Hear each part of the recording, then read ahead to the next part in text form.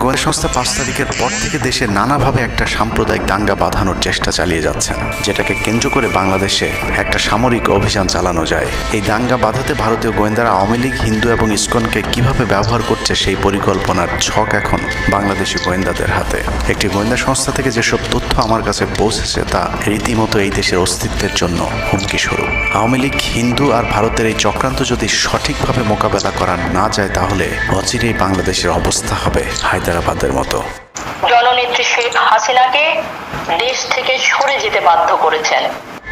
বাংলাদেশকে নিয়ে ভয়ঙ্কর এই চক্রান্তে জড়িত আওয়ামী লীগ, সনাতনী এবং ইসকনের অন্তত 40টি হোয়াটসঅ্যাপ গ্রুপ এবং জুম মিটিংয়ের ভিডিও হাতে পেয়েছে গোয়েন্দারা। গোয়েন্দাদের কাছে প্রাপ্ত এসব তথ্যে যা উঠে এসেছে তা আটকে ওঠার মতো।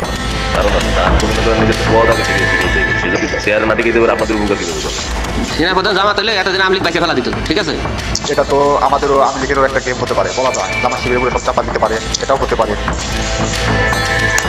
এসব গ্রুপগুলোতে রীতিমতো বাংলাদেশের বিরুদ্ধে যুদ্ধের প্রস্তুতি চলছে। গ্রুপে তাদের সাথে সাবেক আওয়ামী লীগ সরকারের শীর্ষস্থানীয় নেতা থেকে বর্তমান সেনাবাহিনীতে চাকরিরত জেনারেল পর্যন্ত মাঝে মধ্যেই নাকি যোগ দিচ্ছেন। নানক ভাই থেকে শুরু করে আমাদের সুজিত দা, তারপর আরো অনেক টপ লেভেলের যারা মন্ত্রী, মিনিস্টার, প্রতিমন্ত্রী, তারপরে ইভেন কামাল ভাই। তো এখন বিষয়টা হচ্ছে যে ইভেন রাষ্ট্রপতির যে একেবারেই মানে কি বলে তার যে একেবারে মানে রাইট হ্যান্ড সচিব, উনিও আমাদের সাথে দুদিন জয়েন করছেন। তো এখন ওনারা আসলে ভালো হইতো, যারা যারা আসেন আসলে ভালো হইতো। অনেক আমাদের এখানে প্রায় 12 থেকে 13 জন আপনার এমপি এসে কথা বলেছেন, যেটা আপনারা জানেন না, ঠিক আছে? বাংলাদেশে একেবারে টপ লেভেল সামরিক বাহিনীর 4 থেকে 5 জন জেনারেল লেভেলের লোকজন ওনারা এসে এখানে বসে থেকে আমাদের লাইভ শুনে গেছেন। আমাদের প্রধানমন্ত্রী উনি নিজে এসে বসে থেকে গেছেন। গ্রুপের সবচেয়ে ভয়ঙ্কর তথ্য পাওয়া গেছে ভুয়া মুক্তিযোদ্ধা জেডাই খান পান্নার মেসেজ থেকে। আওয়ামী এই আইনজীবী শহীদ সাইফুল ইসলাম আলিফের হত্যাকাণ্ড নিয়ে চাঞ্চল্যকর তথ্য দিয়েছে জেডাই খান পান্না। একটি চ্যাটিংয়ে তিনি লিখেছেন, দাড়িওয়ালা উকিল বেশি হয়ে গিয়েছে, আরও 2-1টারে খেয়ে দেওয়া আদালতে আমরা আছি, এখন অল্প কয়েকদিন জেলে থাকলেও 30 তারিখের পরে পুরস্কার পাবা। আরেকটি মেসেজে তিনি লিখেছেন, সুযোগ হাতছাড়া হয়েছে তোমাদের কারণে, কালকে সব হয়ে যেত। পরিকল্পনা ছিল কুপিয়ে মারার পর হিন্দুদের বাড়িতে হামলা হলে ভারত থেকে ট্রুপ চলে আসবে। ওরা যেহেতু হামলা করেনি, তোমাদেরই উচিত ছিল নিজেরা নিজেদের বাড়ি ঘরে আগুন দেওয়া। পেছনের ঘটনা বাদ দিয়ে 30 তারিখের পরিকল্পনায় মনোযোগী হও সবাই। শহীদ আলিফ হত্যাকাণ্ড নিয়ে আরেকজন লিখেছেন, কালকে আদালতে একটা লাশ পড়বে, হিন্দু ভাইদের পাশে আমাদের সবাইকে থাকতে হবে, ব্রিগেড মেজরের কমান্ড মেনে চলতে হবে। 30 তারিখের কর্মসূচি নিয়ে গ্রুপটিতে সশস্ত্র যুদ্ধের মাধ্যমে দেশ দখলের ভয়ঙ্কর সব আলোচনা করার ভিডিও হাতে এসেছে আমাদের। তারা বাংলাদেশের অস্ত্রগুলি আনছে, এই অস্ত্রগুলি কোথায় রাখছে আমার কাছে অলরেডি খবর আছে। আমি নিউজ দিচ্ছি গোয়েন্দাদের মাধ্যমে।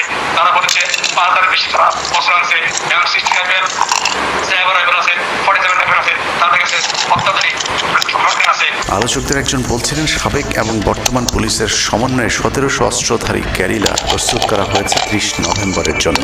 আমরা এখানে কথা বলেছি, পুলিশ পার্টির কথা বলছি, পুলিশের অনেক কর্মকর্তা অতীত কাহিনী থেকে শুরু করে পুলিশ পার্টিরা এসে এসেছেন, ওনারা আমার সাথে কথা বলে আমরা যোগাযোগ রক্ষা করছে। ঢাকা শহরকে কিভাবে ব্লক করা হবে সেই পরিকল্পনাও করা হচ্ছে এসব জুম মিটিংগুলোতে। আমাদের কাজ হলো আবদুল্লাহপুর, আবদুল্লাহপুর, আশুলিয়া, তনগিরি আছে, আরো উত্তরা, ওইটা একটা ব্লক দিবেন, তাহলে আমরা খুব সহজেই আমাদের কাজ সমাধান করব। সশস্ত্র যুদ্ধের জন্য পুরো দেশকে মোট 10টি বিভাগে বিভক্ত করা হয়েছে, যেখানে একজন করে ব্রিগেড মেজর নিয়োগ দেওয়া হয়েছে, যাদের সবাই দেশেই অবস্থান করছেন। এর মধ্যে গ্রুপে প্রাপ্ত জেডাই খান পান্নার নম্বরটিতে মেসেজ পাঠানো হলে মুহূর্তেই সাড়া দেন তিনি। কল করতেই গড় গড় করে সব কিছু স্বীকার করেন। জেডাই খান পান্না, জি আমি তাই। 30 তারিখ 50 থেকে 80% পুলিশ, আনসার, এমনকি সচিবালয়ের আমলারাও তাদের পক্ষে মাঠে নামবে বলে স্বীকার করেন গেরিলা আক্রমণের পরিকল্পনাকারী জেডাই খান পান্না। আপনারা কি কোনো গেরিলা ইনভেশন হামলা করা যাবে? ঢাকার স্টুডেন্টরা যদি এখনো সাপোর্ট আছে অর্গানাইজেশনের নামে, এই অ্যাডমিনিস্ট্রেশনের 50% না 80% লোক নেমে আসবে, পার্টিকুলারলি পুলিশ, আনসার এবং সেক্রেটারিয়েট থেকে। পালিয়ে যাওয়ার আগে এই ভিডিও প্রচারের সাথে সাথে রাষ্ট্রদ্রোহিতার অভিযোগে তাকে গ্রেফতার করতে হবে। তাহলে চক্রান্তকারীদের আরও পরিকল্পনার তথ্য পাওয়া যেতে পারে। ভবিষ্যতে এ ধরনের ষড়যন্ত্র বন্ধ করতে গ্রুপে থাকা সকলের মোবাইল নম্বর এবং চেহারা দেখে শনাক্তের পর দ্রুত গ্রেফতার করতে হবে। সূত্র জানিয়েছে ডিজিএফআই প্রধানের প্রত্যক্ষ তত্ত্বাবধানে চলছে এসব দেশবিরোধী তৎপরতা।